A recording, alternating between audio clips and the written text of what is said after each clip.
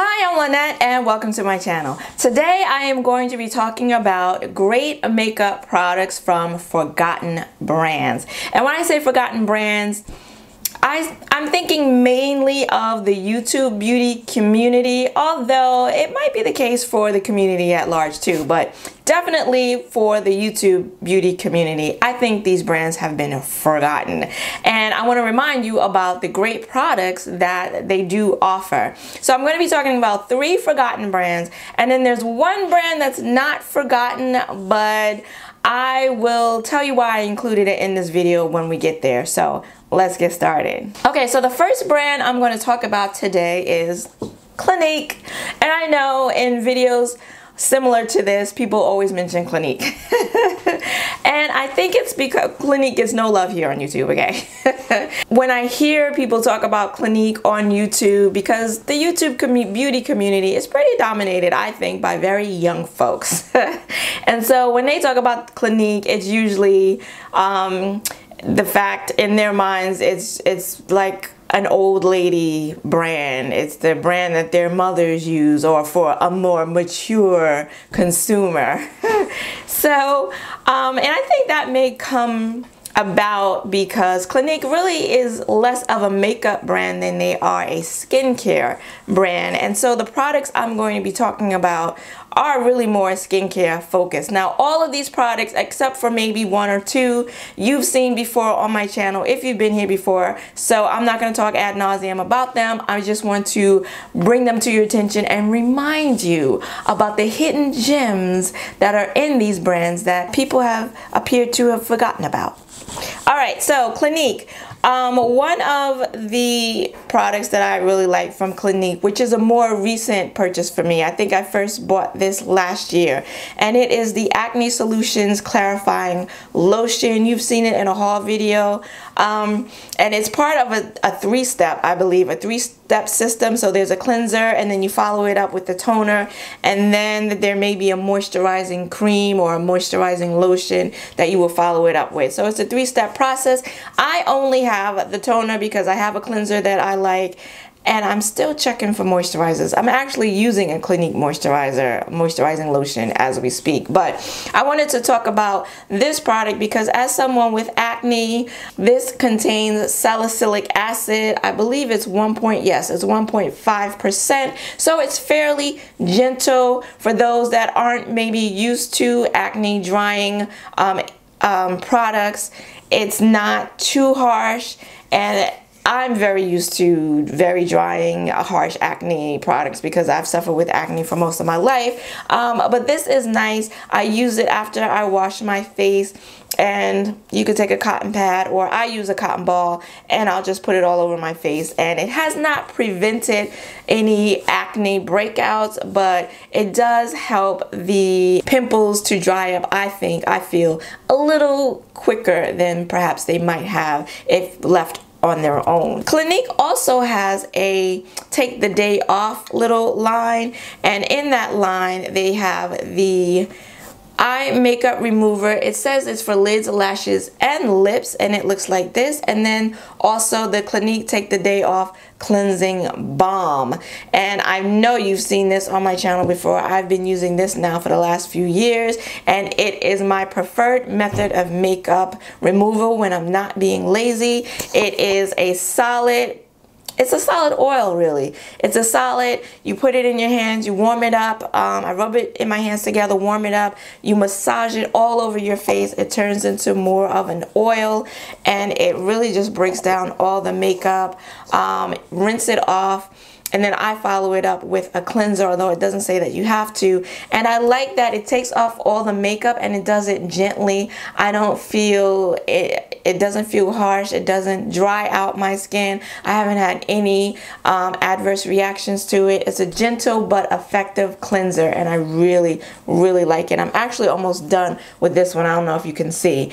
And I think I'm going on jar number 3 pretty soon. And then this is the Take the Day Off makeup remover, and it does take off everything. I don't use a waterproof eyeliner, so I can't waterproof mascara, so I can't speak to that, but I do use waterproof eyeliner, and it does take off everything. Like when I get ready to remove my makeup today, because I'm wearing eyeshadow, I'm going to use this on a cotton ball, and I'm going to go over it probably twice, and it's going to get most of it off. It's going to even help with the eyelash glue, because you know that can be a pain in the arse to get off, and this helps with that. So great product that nobody really talks about. I think people have forgotten about. And one last thing from Clinique is their high impact mascara. This is a mini deluxe sample. This is a really, it's lasted me a bazillion years too. This is a really nice mascara. This is what the wand looks like, and I'm wearing it today, but I'm wearing false lashes, and it really does a nice job of giving me volume and length, and it doesn't clump up, and it's just a really nice mascara for people that have struggle lashes like myself. And yeah, no fuss, no muss with Clinique. They're not a sexy brand, so I'm guessing that's why people forget about them, but they do have nice, effective products that have been part of my makeup routine for some years now. Moving right along, we're gonna go to Inglot, and Inglot definitely gets forgotten about here on YouTube. I oftentimes forget about it myself, to be honest. And Inglot, some of their products I was introduced to years ago, and then, like for example, their eyeshadows more recently. So let's start with the legends in the game. One of them being their gel eyeliner, specifically number 77, which is the black one, which is what I use today, and which is what I use every time I do any type of black gel liner and a wing. I always use this eyeliner. It's black, very black, and it stays put until you remove it. But Inglot has other liners in a lot of different colors, and I really need, see if I didn't forget about them, I really need to check out some of their other gel liners, because I'm really interested. Like today I would have liked to have used a colorful gel eyeliner to go with this look, to pair with this look, but I just really don't have one. So I really need to check out more of their liners, because I love this. This is a pot that I just recently purchased this year. No, I bought it at IMAX last year. So this is a staple I've had in my collection for years. Another staple that I've had is their Duraline, and I know you've heard about this on YouTube as well. And it's basically if your pot, let's say gel eyeliners dry up, you put a little bit of this in the cap. Do not put it in the actual pot, okay? Because over time you're going to ruin the gel liner in here. So I'll put it in the cap and then dip my brush in, dip it into the liner, and where it was dried up, it now is very smooth, and then I'm able to put it on my lash line or to create a wing. Also, if you have eyeshadows or pigments that you would like to turn into liquid form or use them as liquid eyeliners, you can do that with a little bit of Duraline. It's not very expensive. I want to say it's like 10 bucks. A little goes a long way, and it lasts a really long time. I can't even tell you. I've probably had this 2 years or more, and I use it. You know, I don't have to use it all the time, but I use it, and I still have quite a bit left. So great product.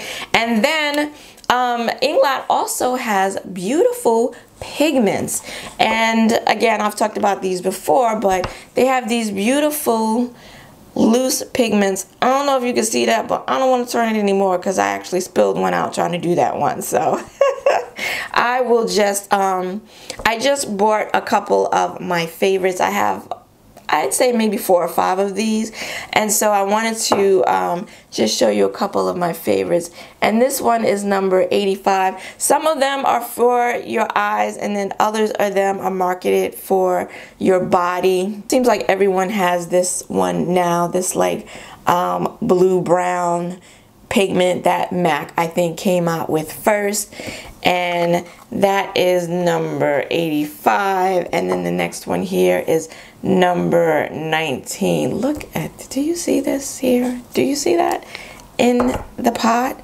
Gorgeous. I really need to use this more often. See, I have Inglot and I forget about it in my own home. Look at that. Look at that.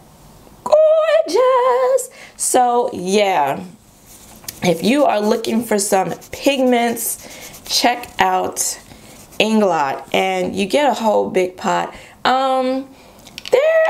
I don't know, I think they're like a mid-range price, but you get a whole lot, and this will last you a very long time. And finally, for Inglot, I tried for the first time their matte eyeshadows. I went back and tried some of their shimmer metallic eyeshadows after using the mattes, and I got the mattes initially from iMats 2 years ago, now 3 years ago, and these are some of them that I wanted to show you. You get a crap ton load of product. I think you get like something like, you get 3 grams. You get anywhere from 2.7 to 3 grams, and they come in a square shape.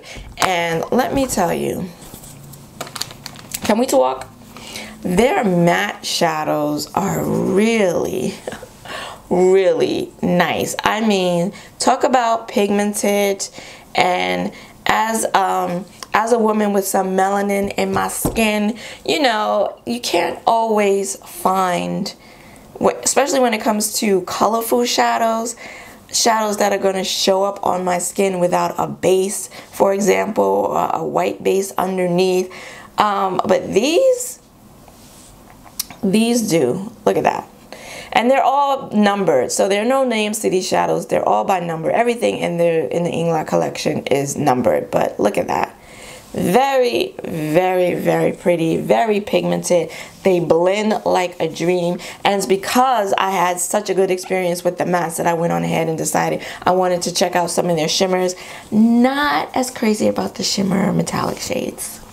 Not my favorite, but the mattes are where it's at. Anywho, that's Inglot. If you haven't checked them out, you should. All right, next up is, I don't know that it's a forgotten brand, but it doesn't get a whole lot of love here on YouTube. And this brand actually has a lot of good stuff. And I'm talking about Sephora. And we all know Sephora for the store that we go to or we shop online to get all of our other brands of makeup items. But Sephora has their own Sephora collection, and they have some good stuff in their collection. For starters, their brushes. Sephora makes nice brushes, and when I first started in my makeup journey, I bought some of their brushes. They're expensive now. They ain't cheap. Okay, they're expensive, but they're good brushes. I have had these brushes, oh my lord, more than 5 years, probably way more than that. And as you can see, they're still in great condition. This one is the blending eye brush, and I don't know, I think they might be natural hair. I'm not sure, but they have held up wonderfully over time. This blending brush right here, that one right there, I used to use all the time. It was one of those brushes that got me into believing that I needed a fluffy blending brush for my crease work, and that's all I used to buy. It's similar to the MAC 217 brush. It's all I used to use, are these types of brushes. And then there's this flat shader brush. It is the must-have powder shadow brush. And it's just, you know, your typical flat shader brush. I like this one so much that I went on ahead and bought another one, which I want to do when I find brushes that I like. And they've lasted and held up beautifully for years. Good brushes that I never hear anyone talking about, Sephora brushes, and they make some really, really fine brushes. Also, Sephora makes really nice concealers, and I have two here to show you. And this is their Bright Future concealers. I think they're like $14. They might have gone up in price, I'm not sure, but I think they're like $14, which is like mid-range for concealers, when a lot of high-end brands are charging anywhere from $27 to $30 for concealers. $14 is not too bad. And when they first came out, they had like this ball, well, this is it. They've since changed it to a regular doe foot applicator, but this is one of the originals, and it's like, I didn't like this. You have to dot it on, which is probably how you should be applying concealer, not the way these young girls are slathering it all under their eyes here on YouTube. But they can do that because they're young like that and don't have any wrinkles. So you have to dot it on, but they have since changed the applicator, and it's a really nice concealer. It blends out beautifully, goes on smoothly. This is what the applicator looks like now. I don't know if you can see. It kind of goes up. It's got like a tilt to it. So it's more like today's applicators, and it's not too matte. This one is empty. Which one is this? Lord knows. You know I can't see. I will have it in the description box below. This is number 14 Toffee, and it's empty because that's what I use for the most part to conceal. And then this one is number 15 Dulce de Leche. So Dulce de Leche is the darker one and Toffee is the lighter one. And Toffee is a little more neutral, but I found that it worked well underneath my eyes. And they're nice. The only reason, you know, I'm a concealer junkie. I'm a concealer and foundation junkie. I'm always trying new ones out, even when I have ones that I really, really like. And most of the ones I really like are drugstore. I still, when something new comes out, I'm all the way for it. I'm wearing a new one under my eyes right now that I'm testing, matter of fact. But the only thing with these, I did find that when I was using it every day, and I was using them every day, I felt like I did go through them very quickly. I don't know how much product is in here, but I did find myself going through them very quickly, and that's why I stopped buying them. But for those of you who maybe don't use as much concealer as I do, or don't mind maybe having to purchase maybe 2 a month, these are really, really nice. Another great product from Sephora, which I have heard a couple of people talk about here on YouTube, is the Sephora Beauty Amplifier Mattify Primer. And I've talked about this before. Girl, if you are oily, you got an oily T-zone, you got an oily face, put this sucker wherever you are oily, and whoop, it will just suck up that oil right then and there. You don't want to use too much because it will ball up because it's so mattifying. If you're spending all that money on the NARS, what is it? Shine and Pour thingy. I have one of those. And that was like $26. Girl, go out and get you one of these. This is, I want to say it's like 14 bucks. Get you one, and it's 1 ounce. Get you one. I've had this for a really long time and I still have a lot of it. Love it, love it, love it. I use it all summer long. And then last but not least are lip products that Sephora has that I really like. Some of them I've had and for years I've been using, and then another I've more recently, well, it's a more recent release and I've more recently tried it. And what I'm talking about are the lip stains. Let's start with the lip stains. Sephora makes really nice liquid lipsticks. They call them lip stains, and these are my 2 favorites. This is a new acquisition and it's a new color for them, and it is gorgeous. And then this is a color that I really, really like. It brings out the yellow in my teeth. But it's so pretty. It's like this lavender shade. I'll have them listed down below. That's the new shade right there, which is like this oxblood red burgundy wine shade, and then this one here, which is this really pretty lavender shade. It's so nice. They're so comfortable. They're long wearing. When you reapply, they're comfortable when you have to reapply them. They're just a really, really nice lip stain. And then the Sephora lip glosses are forever slept on, y'all. I don't ever hear anybody but me talk about these bad girls. And I will continue to talk about them because people need to know about them because they are fabulous.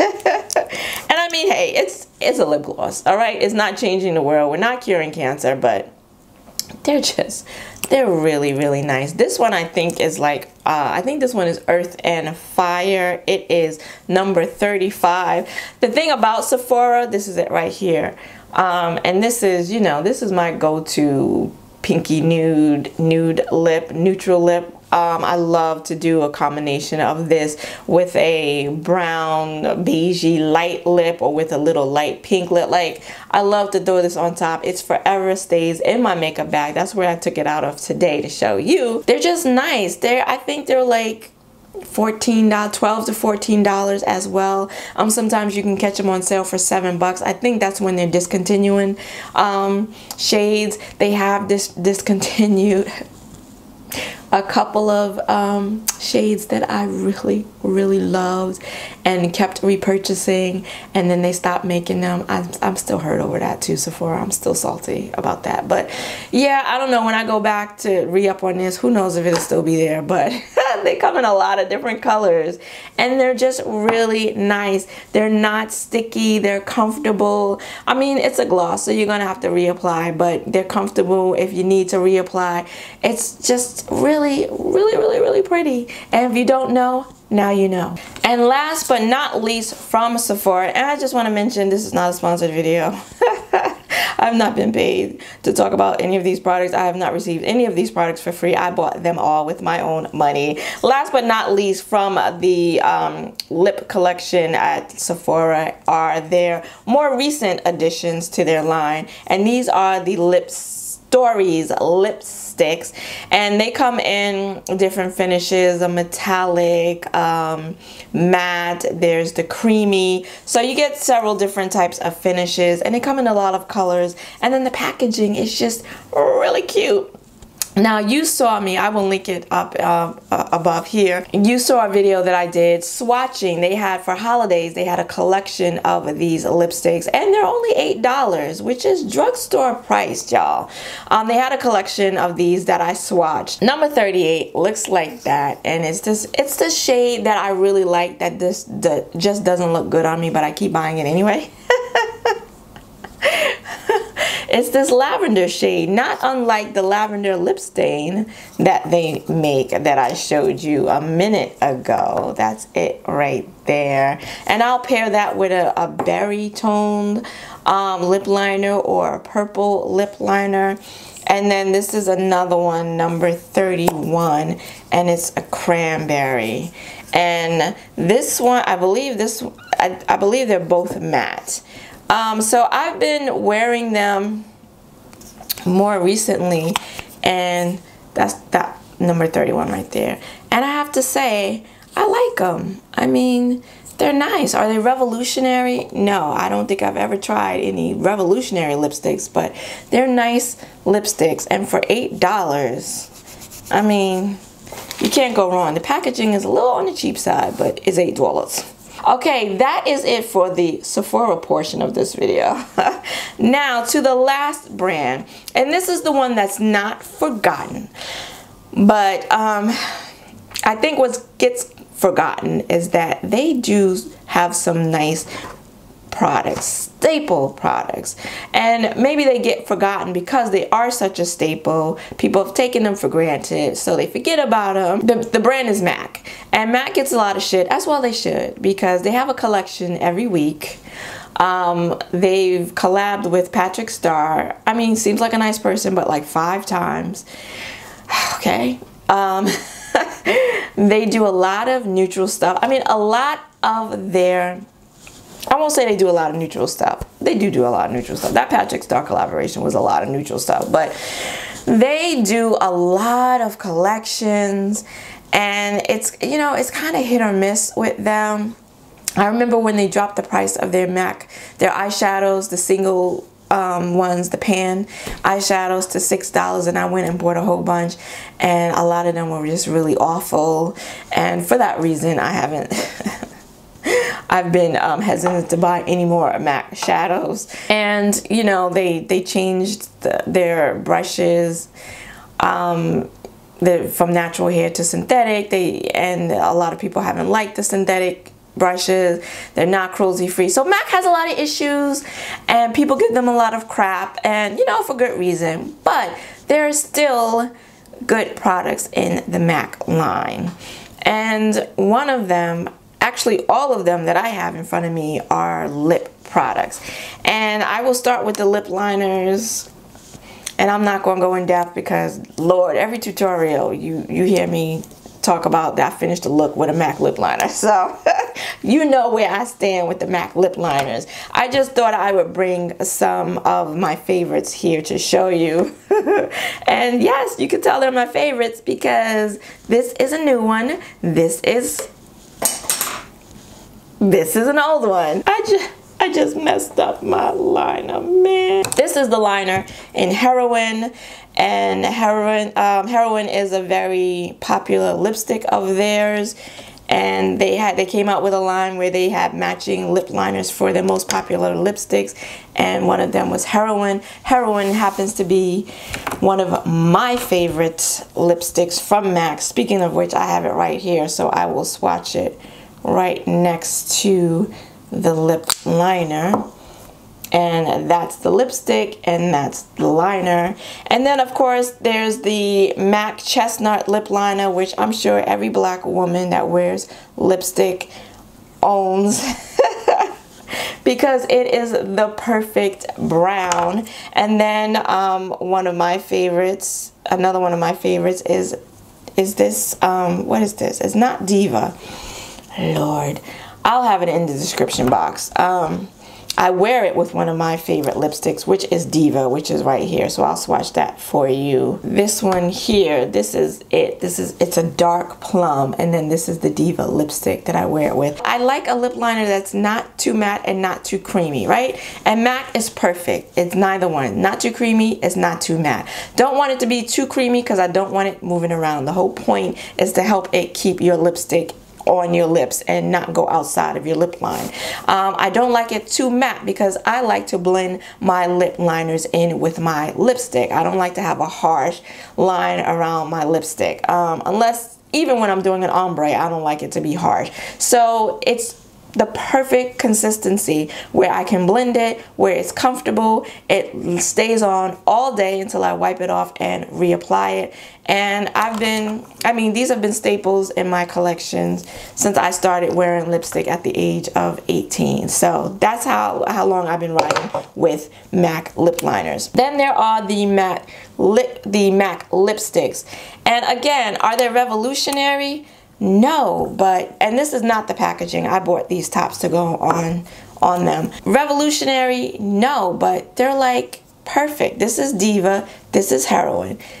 Perfect. They're not too creamy, they're not too matte. They're long wearing. They're comfortable. You just put them on and you forget about them. You don't remember that you're wearing a lipstick because there's no drama, there's no fuss and no muss. They're great lipsticks. And I think that gets lost in the sauce when people are talking about all of the things MAC does wrong. Well, they do lipsticks really, really right. And then their liquid lipsticks are just